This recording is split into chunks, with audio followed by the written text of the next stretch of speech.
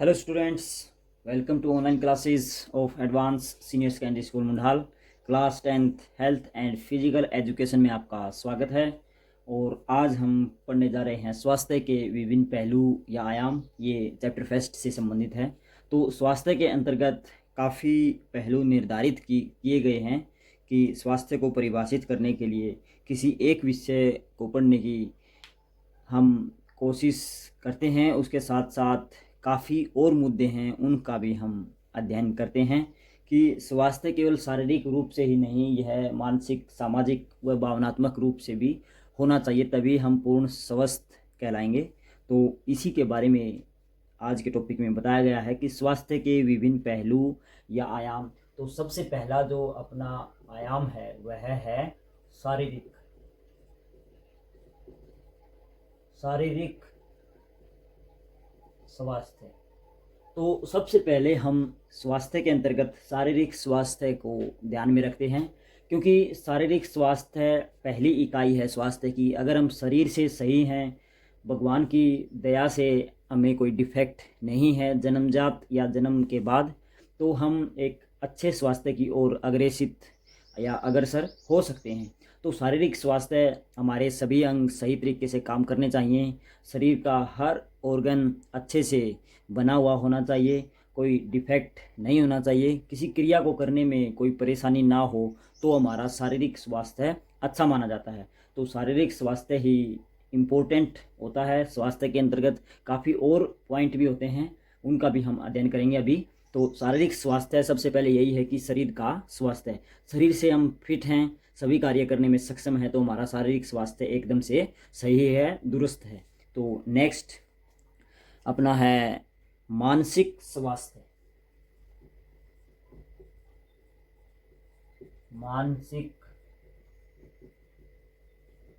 मानसिक स्वास्थ्य से हमारा भी पढ़ाई यही है कि दिमाग से हम सही कार्य कर रहे हैं, दिमाग का हमारे शरीर पर पूरा कंट्रोल है। जो हम मन में सोचते हैं, दिमाग से जो भी शरीर पर नियंत्रण स्थापित करते हैं, वो सही तरीके से हो रहा है या नहीं हो रहा। अगर सही तरीके से हो रहा है तो इसका अर्थ यही होगा कि हम मानसिक रूप से सही हैं। अगर हमारे शरीर और दिमाग में कोई तालमेल नहीं है तो हम पूर्ण रूप से स्वस्थ नहीं कहलाए जाते, क्योंकि मानसिक स्वास्थ्य के बिना शारीरिक स्वास्थ्य का कोई अर्थ नहीं है। तो यह ऐसे ही है जैसे बिना इंजन के गाड़ी।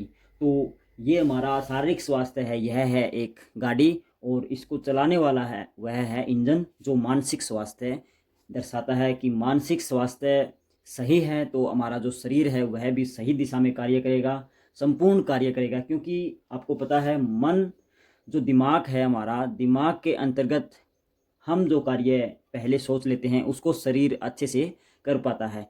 काफ़ी विकट परिस्थितियों में हम अपने दिमाग का कैसे इस्तेमाल करते हैं वह भी एक मानसिक स्वास्थ्य के अंतर्गत आता है, क्योंकि काफ़ी निर्णय दिमाग को तुरंत लेने होते हैं और उनमें मृत्यु और जीवन का संबंध होता है। अगर थोड़ी सी चूक हो जाती है तो हम हमारे शरीर को नुकसान पहुंचा सकते हैं बहुत ज़्यादा मात्रा में। तो काफ़ी निर्णय ऐसे होते हैं जो दिमाग को तुरंत लेने होते हैं। तो यह हमारी मानसिक स्वास्थ्य की एक दर होती है, उस पर निर्भर करता है कि हम कितने मानसिक स्वस्थ हैं। तो यह भी एक इम्पोर्टेंट पार्ट है। मानसिक स्वास्थ्य बहुत ही ज़रूरी है शारीरिक स्वास्थ्य के अंतर्गत, क्योंकि अगर शरीर से कोई व्यक्ति सही दिख रहा है, अष्टपुष्ट है, सही कार्य कर रहा है, मगर मन का, दिमाग का उसके ऊपर कोई कंट्रोल नहीं है, दिमाग से वह काफ़ी कार्य गड़बड़ कर देता है, तो उसके जो सही कार्य किए गए हैं उनका भी कोई अर्थ नहीं होता। हर व्यक्ति उससे कार्य करवाने में संशय में होगा कि कहाँ क्या पता गड़बड़ क्या हो जाए। तो मानसिक स्वास्थ्य बहुत ज़रूरी है। आगे बढ़ते हैं। नंबर 3 पॉइंट जो है हमारा सामाजिक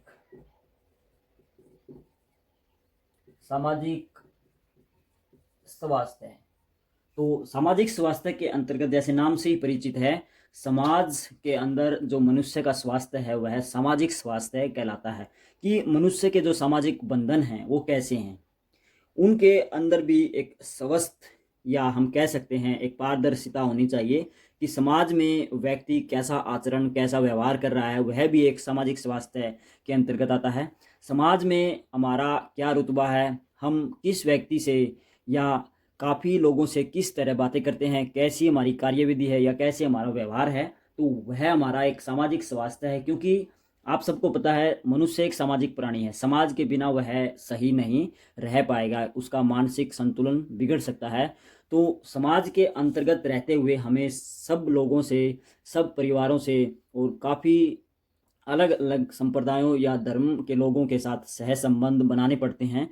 तो उन संबंधों की जो कार्यविधि है वह हमारे सामाजिक स्वास्थ्य के अंतर्गत आती है। अगर हमारा सामाजिक स्वास्थ्य अच्छा है तो हमारे सभी के साथ संबंध अच्छे होंगे, हम जो कार्य व्यवहार आपस में कर रहे होते हैं वह अच्छा होगा और उसमें सभी का भला भी होगा।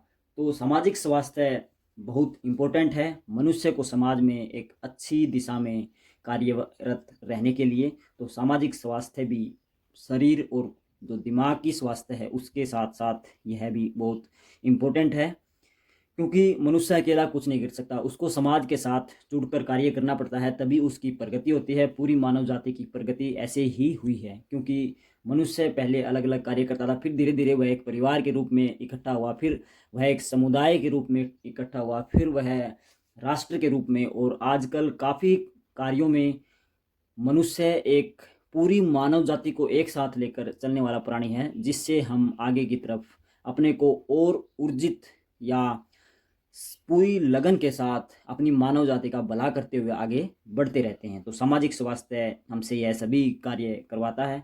तो सामाजिक स्वास्थ्य बहुत ही इम्पोर्टेंट है, मनुष्य के स्वास्थ्य के साथ साथ लोगों के स्वास्थ्य को भी यह प्रभावित करता है। नंबर 4 और एक लास्ट पॉइंट है हमारा भावनात्मक स्वास्थ्य।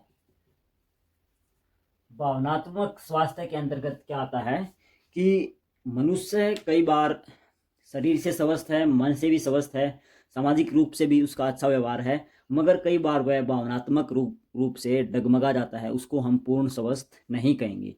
क्योंकि मनुष्य को अपनी दिनचर्या में काफ़ी क्रियाओं से गुजरना पड़ता है, शारीरिक मानसिक दबाव झेलने पड़ते हैं, उस दौरान वह अपनी जो भावनात्मक स्वास्थ्य है अर्थात जो भावनाएं हैं, जो संवेग हम बोलते हैं, उनको खो देता है, अधिक गुस्सा हो जाता है, किसी के प्रति गलत व्यवहार करने लगता है।